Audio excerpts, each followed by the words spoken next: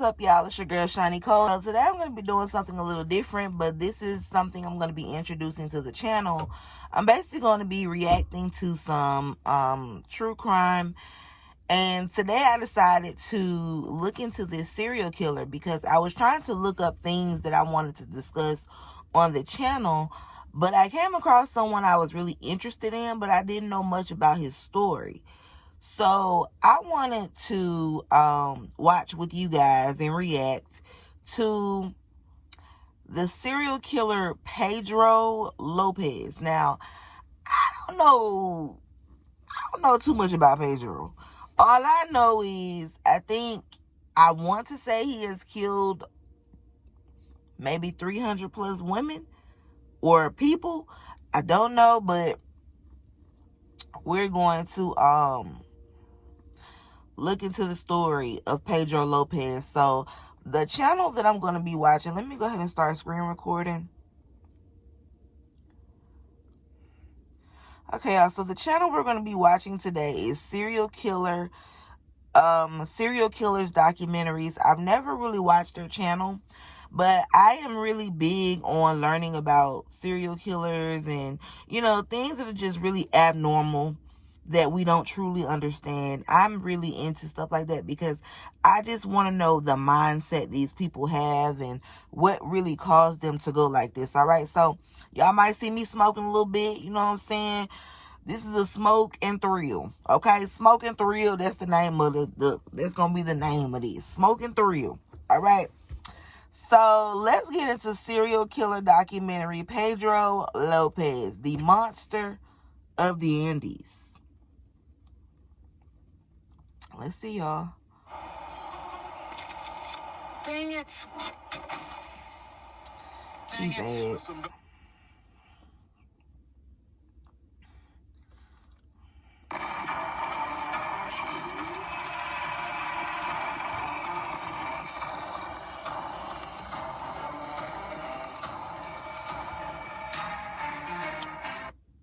Pedro Alonso Lopez was born in Tolima, Colombia in 1949, during the height of the country's La Violencia period. This was in fact the last place on earth anyone would have wanted to be born. The country was ruled by riots and unthinkable acts of violence. The problems began just 1 year earlier, in 1948, when a popular liberal politician, Jorge Eliseo Gaitan, was assassinated and a civil war broke loose. The war would continue for the next 10 years and take over 200,000 lives before it was over. The son of a penniless prostitute, Pedro was the 7th of 13 children. Damn, they ain't had to put that lady out there like that. Talking a son of a penniless prostitute. Damn, y'all ain't had to call the lady a penniless prostitute. Y'all don't know how she roll. Damn, they ain't playing by these descriptions. Okay. And his early years could be described as anything but joyous. His mother was an overbearing woman who dominated her children with an ironclad fist. Regardless of his home life, anything was better than being out on the mean streets. Human rights violations by the guerrillas, paramilitaries, and members of the National Armed Forces were commonplace, and the country's crime rate was 50 times higher than all other countries in the world. In 1957, at the age of 8, Pedro's mother caught him having sexual relations with his younger sister, and his worst nightmare became...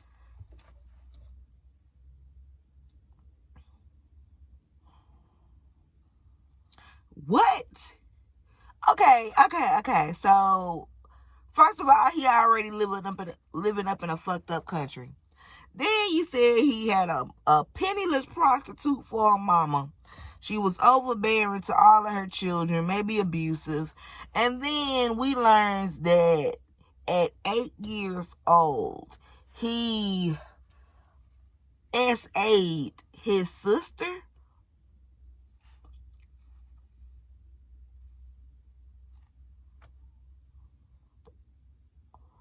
What?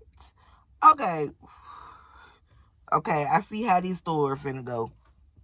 Okay, so he 8 years old. He has SA'd his sister, and apparently they threw him out the house. I wouldn't have threw him out the house, but something would have happened, but I don't know what it would have been. I don't know. became a reality. He was exiled to the streets and ordered never to return home again. As bleak as the situation appeared, things quickly began to look up when an older man picked him up off the streets and offered him food and a place to stay.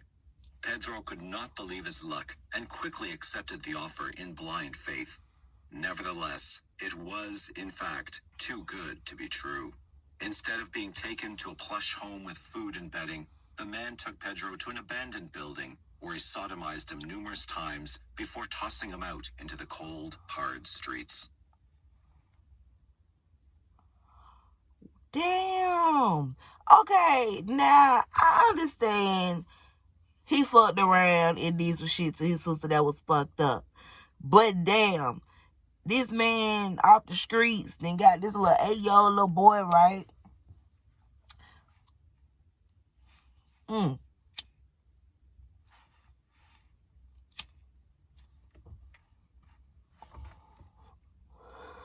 We got this 8-year-old little boy, and you sodomized him numerous times and just threw him outside. Now that's fucked up.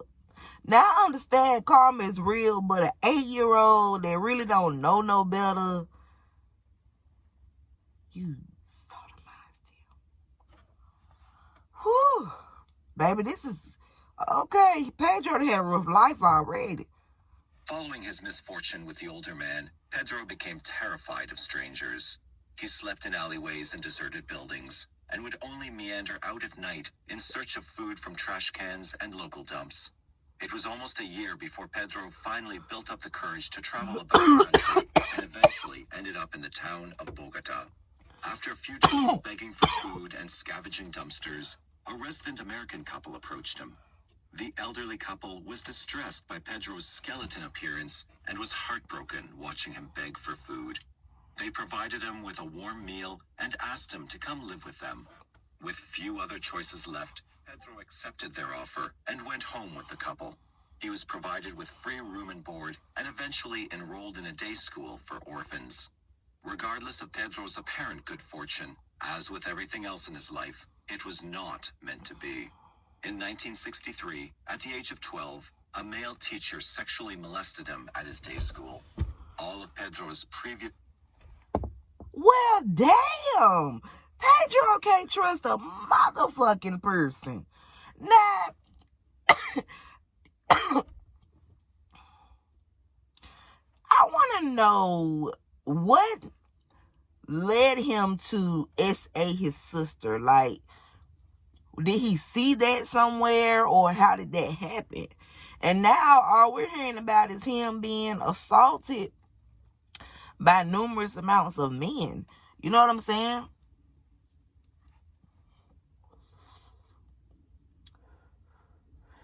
How effed up is it that everywhere you feel that you're supposed to be safe at, people assault you? And this is fucked up. So if he did tear some shit up, I wouldn't even be mad, because I see why he was angry. You feel me? But I don't know. Let's see what the hell he did, because I don't know yet. So let's get down. Fears were reborn and anger grew within him. Following the incident, he stole money from an office in the school and ran away from home. Pedro returned to the only safe place he knew, his first true home, the streets of Colombia. The country's civil war was becoming a thing of the past, and the Cold War was nearly over.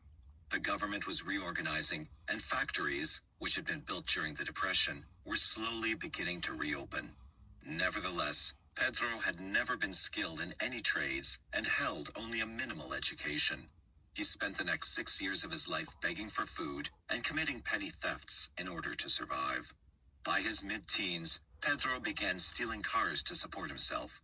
He had little to lose, and local chop shops paid him well for his services. He was a very proficient car thief and was looked up to by younger apprentices of the trade. In spite of his skills, in 1969, 18-year-old Pedro was arrested by authorities for car theft and sentenced to serve 7 years in prison. I'm sorry, y'all. Let me see if I can cut these down. Okay, do not disturb. So he just had a damn rough life. Basically, he returned to the streets after the assault, I guess, and started robbing, doing like being a car thief and all that stuff. So he's now in prison. Honestly, I feel like prison was probably the best place for him to be, because at least he had a warm place to be in. You know, he may not have been comfortable, but at least you had somewhere safe you could be. You know what I'm saying? That's just fucked up, man. Let's go back a little bit. In spite of his skills, in 1969, 18-year-old Pedro was arrested by authorities for car theft and sentenced to serve 7 years in prison. He served just 2 days behind bars before being brutally gang-raped by 4 older inmates. What the fuck is it about Pedro? I ain't even supposed to be cussing. What is it about Pedro that these men keep doing this to him? Now, I know prison, this is something that they do, but what? 2 days after being in this place. Like, what is it about him? I'm confused. Like, goddamn. I can't even get this bitch stay lit. Hold on.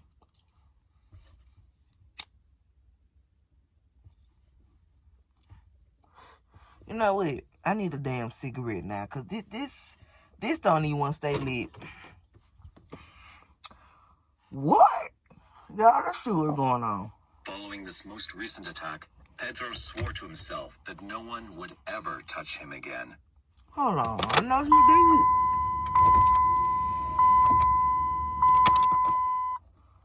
did. In retaliation, he fashioned a crude knife from prison utensils and spent the following 2 weeks getting his revenge by individually murdering each of the 4 men that had hit him.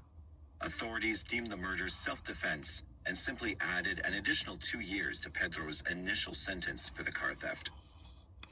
Well, shit. I ain't even mad at him for them murders, because, baby, if you would do shit like that to me, oh, baby. You know that shit like, I know y'all probably say I spit on your grave. Oh, God, we coming back after your ass. Like, bitch, you got me fucked up. I don't blame Pedro on that note. In time, combined with his previous hardships, did irreparable damage to Pedro's mind and seemed to have pushed him over the edge of what little sanity he still held dear. Due to mental abuse he endured at the hands of his mother during his early years, he had grown fearful of women. He found social intercourse with them impracticable and fulfilled his desires through pornographic books and magazines. In Pedro's mind, his mother was to blame for all of his life's sufferings and heartaches. Upon his release from prison in 1978, Pedro traveled widely throughout Peru. It was during this time that he later claimed to have begun stalking and killing at least 100 young girls from various Indian tribes throughout the region. While it's impossible to verify these claims, it is known that he was captured by a group of Ayacuchos in northern Peru while attempting to kidnap a 9-year-old girl. The Indians stripped and tortured Pedro for hours before deciding to bury him alive. Nonetheless, luck was apparently on his side, because an American missionary intervened and convinced his captors that murder was ungodly and that they should turn Pedro over to the proper authorities. They reluctantly agreed and remanded their prisoner over to the Peruvian authorities. Not wanting to waste time investigating petty Indian complaints, the Peruvian government deported Pedro back to Ecuador. Following his return to Ecuador, Pedro began traveling extensively around the region, including... Hold on, y'all. I gotta go back out here. I got mine. Alright, y'all. So, it's actually the next day. It's been a lot going on, y'all. So, I don't even want to get into it. But we're going to go ahead and finish where we left off. I might have went back just a little bit. I don't know. But we're going to start it at 6 minutes and 15 seconds, I believe.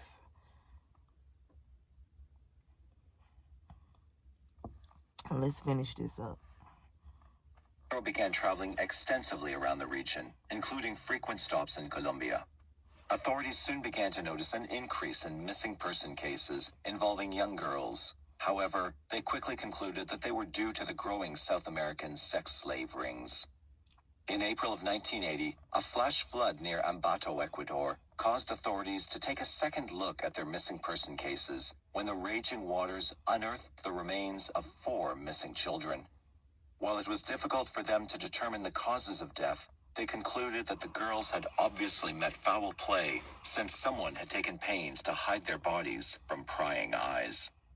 Just days after the flash flood, a local resident, Carvina Poveda, was shopping at a local marketplace with her 12-year-old daughter, Marie, when an unknown man attempted to abduct the young girl. Carvina cried out for help as the man tried to flee the market with her daughter in his arms. Local merchants quickly came to her aid, chased the man down before he could make his escape, and held him down as the authorities were summoned. Pedro was rambling incoherently when police arrived at the scene. As they traveled back to headquarters with their suspect in tow, their initial conclusion was that they had a madman in custody. Once back at police headquarters, Pedro refused to cooperate with authorities and remained silent throughout their lines of questioning. Investigators soon realized they would have to employ a different strategy in order to get their suspect to talk. One of the officers soon suggested that they dress up a local priest, Father Cordoba Gudino, in prison garb and place him in a cell with Pedro. The plan was for Father Gudino to win the suspect's confidence and get him to discuss his crime. Nah, granted, I understand why they, got the priest and all that stuff, but here's my thing. Why did y'all release him in the first place? Was it because y'all didn't have concrete evidence of it? But still, if this man said, or if it's said to be that he murdered over 100 people at that time, I don't think I would have let his ass just go back into the wilderness. I'm sorry, but that's just crazy to me. Let's just go. Cell with Pedro. The plan was for Father Gudino to win the suspect's confidence and get him to discuss his crime. It did not take long for Pedro to begin talking, and by the next day, he had revealed such repulsive acts of violence to the padre that he could hear no more and asked to be taken out of the cell. Following a brief interview with Father Gudino, investigators confronted Pedro with their newly acquired evidence, and he finally broke down. Pedro confessed to investigators that he had murdered at least 110 girls in Ecuador, 100 in Colombia, and many more than 100 in Peru. I like the girls in Ecuador, he told them. They are more gentle and trusting, more innocent. They are not as suspicious of strangers as Colombian girls. You know what? That's crazy to hear from a killer's mouth that he likes a certain group of women from a different place, because basically they're not as attentive to their surroundings as other girls. Meaning that y'all need to tighten up. Y'all is so okay with just whatever happens around you, not paying attention to strange men, not paying attention to somebody following you. Y'all just don't pay attention to the point to where he saw y'all as fair, easy targets. And then other women he described as being a little harder to get. He had to probably go through a little bit more. You know what I'm saying? So it's just crazy to me hearing from his mouth, you know what I'm saying? Basically y'all was easy to target, so I just got y'all because y'all weren't paying attention no way. Ladies, please, ladies and men, please pay attention to your surroundings. Do not be on your cell phone when you out in public. Please look up and make sure that everything is cool around you at all times. Don't be walking around with no earphones in. It is too much craziness happening, and it happens in the blink of an eye. So you have to be cautious at all times, okay? So remember that. In the course of his confessions, Pedro blamed his crimes on his hard life and lonely adolescence. I lost my innocence at age 8, he explained, so I decided to do the same to as many young girls as I could. And see, this is the messed up part. People do not go to therapy or try to heal traumas. He knew exactly what happened, and we all know, You know, he did something at a young age that he wasn't supposed to do. He was in a bad place in the world, and, you know, so much wrong was being done. But then you got, you know what I'm saying? You got things around that has happened to him outside of what he did in the home. After that happened, he got kicked out at 8 years old. He was, you know what I'm saying? He was molested by men. A man that he trusted threw him back out on the streets, you know, sodomized him numerous amounts of times, and then he was with other people. Every time he was in a surrounding area, he got touched or something really happened to him. So when you got a child that's been homeless their whole life, since they were 8 years old, you know what I'm saying, trying to figure out who they are, and they're always being taken advantage of, that person sometimes will grow up to be a monster because nobody is seeing to them. Nobody's talking to him. He wasn't in a safe environment. So it's not that I agree with the crimes that he has done, but I can see why he did what he did. But I will never say that he was right for doing anything, because this is terribly wrong.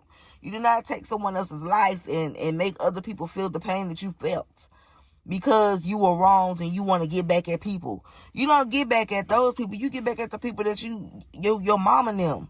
You know what I'm saying? It's just crazy to me. But y'all, let's go ahead and continue, because I don't want this video to be too long. Okay. When asked how he was able to pull off his self-professed crimes, Pedro informed them that he oftentimes trolled village markets for selected targets with a certain look of innocence. He always searched for his victims in full daylight because he did not want darkness to hide their throes of death from him. When asked what he meant by this, Pedro explained that he would first rape his victim and then strangle them as he stared into their eyes. He claimed to feel deep pleasure and sexual. When asked what he meant by this, Pedro explained that he would first rape his victim and then strangle them as he stared into their eyes. You got to be a damn monster to the victims and then strangle them in the process of you doing that, and you want them to look into your eyes as the last thing that they see. Like, oh my God, I can only imagine what these women and little girls went through. Like, that is traumatic. That is crazy. That's scary. Okay, let's go back a little bit. When asked what he meant by this, Pedro explained that he would first rape his victim and then strangle them as he stared into their eyes. He claimed to feel deep pleasure and sexual excitement watching their life fade before him. He went on to state that the horror would even continue after their death. He would oftentimes act out gruesome tea parties with the bodies of the dead little girls, propping them up and talking to them. Hold on. So after the girls, strangle them, they gone, and you still, they didn't got killed or whatever, and you still decide that you set them up like they was alive at a table and had a tea party with them.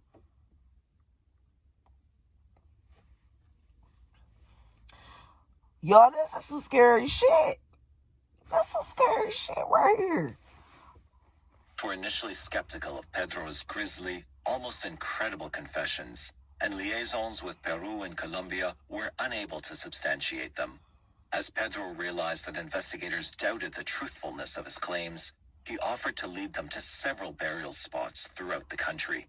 With little else that they could do, investigators agreed to put the plan into action. Just days after his initial confession, Pedro was taken from police headquarters in leg irons so that he could direct a police caravan to his various dump sites. The investigators' doubts soon began to vanish when Pedro led them to a secluded area in the vicinity of Ambato, where they discovered the remains of 53 girls, aged 8 to 12. Throughout the day,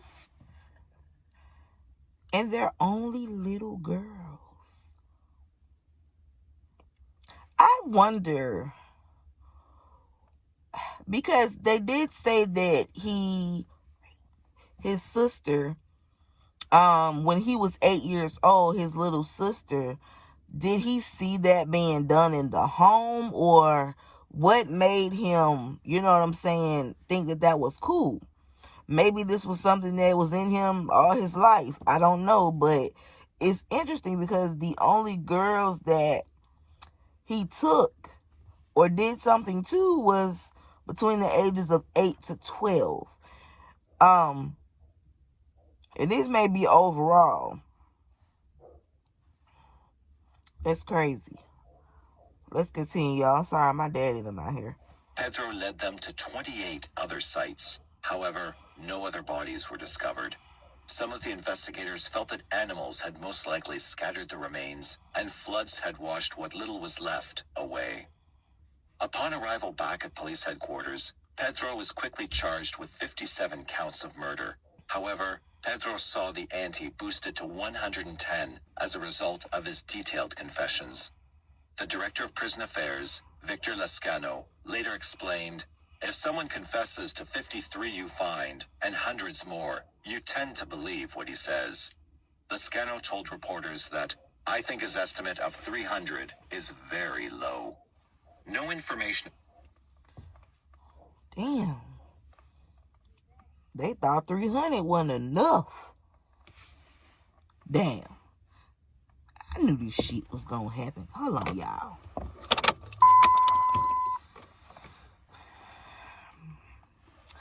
That's crazy. Let's go ahead and try to get through this video, y'all. It's readily available on Pedro's brief trial. However, it is known that sometime in late 1980, Pedro Alonso Lopez was convicted on multiple counts of murder and sentenced to life in prison. One chilling pattern that emerges about serial killers, in general, is the number of them reported to have been the children of prostitutes. Henry Lee Lucas, one of this century's most infamous serial killers, apparently started his rampage with the and killing of his own mother, a prostitute. "It's part of the profile," former FBI profiler Robert Ressler once said. I wonder why it's a part of the profile. I have noticed that usually the moms have something going on, or a lot of serial killers, they didn't have a mother figure, or their mother figure was mental or something, had mental illness, or they were hookers, or it always is something about the moms. And I wonder, maybe it's the traumatic experiences they experienced in the womb with their mother being in that type of field, because I can imagine if they were pregnant, they still were doing what they had to do to survive, right? I don't know. Serial killers often have obsessions of some kind with their mothers. Yep. A love-hate relationship in popular language. Mm-hmm. These moms usually aren't candidates for Mother of the Year, although they aren't necessarily abusive either. The common thread seems to be the sexual element. Mothers who were very seductive, who had many sex partners of which the son was aware. Of course, the children of prostitutes are more likely to be exposed to this type of behavior. This is how I started stretching my money while stretching with cats. I got a business bank account with QuickBooks Money. In January of 1999, Pedro Lopez gave an exclusive, one-time-only interview to National Examiner correspondent Ron Leitner. The following are excerpts taken from that interview. "I am a man of the century," Lopez bragged to Leitner while in prison in Ecuador.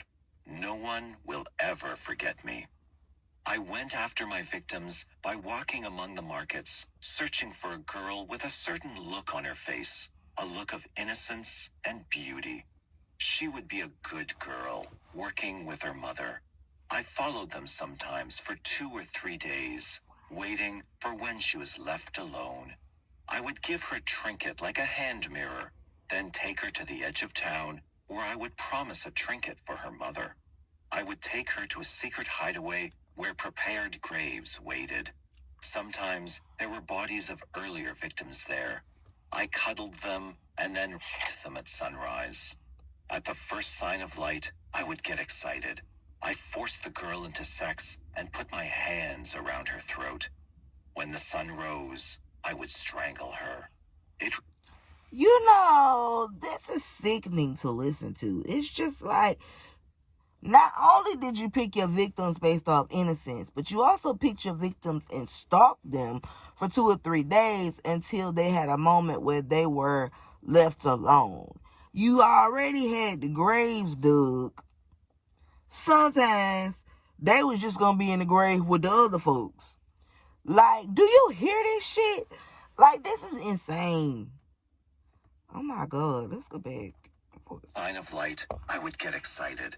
I forced the girl into sex and put my hands around her throat.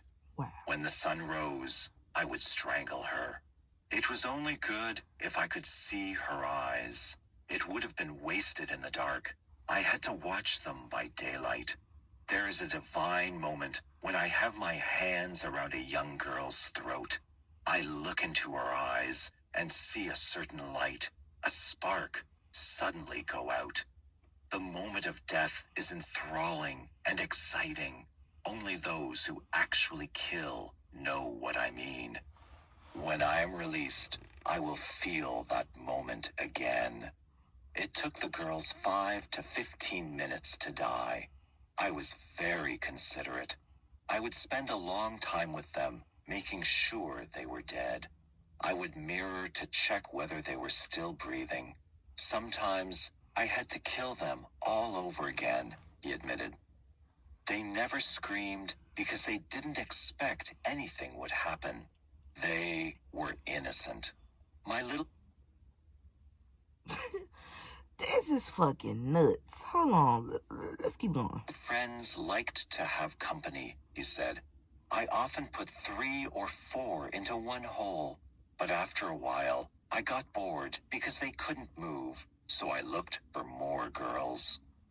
He was released from an Ecuadorian prison on the 31st of August, 1994. Released? Then rearrested as an illegal immigrant and handed over to Colombian authorities, who charged him with a 20-year-old murder. Okay. He was declared insane and held in the psychiatric wing of a Bogota hospital. Insane? He not damn insane. This man sitting up here describing every detail of how he picked the victims out. He describing how he already preset the graves. He stalked these girls for days. He sounds like he know what he talking about, okay? So I don't give a damn. He ain't no damn psych patient. This ain't no damn psycho. He knew what he was doing. And then you had the nerve to say when their eyes was closed or when they was dead, you got bored because they weren't excited no more because you ain't had nobody to talk to. So then you went out and found more people did the same thing. And I guess he felt lonely every time he killed everybody because he ain't had nothing left but bones and dust. And then he decided to just keep doing it. Like, no. That's not psycho. You a little insane because insanity is when you keep doing the same stuff over and over and over and over again and then you expect a different result.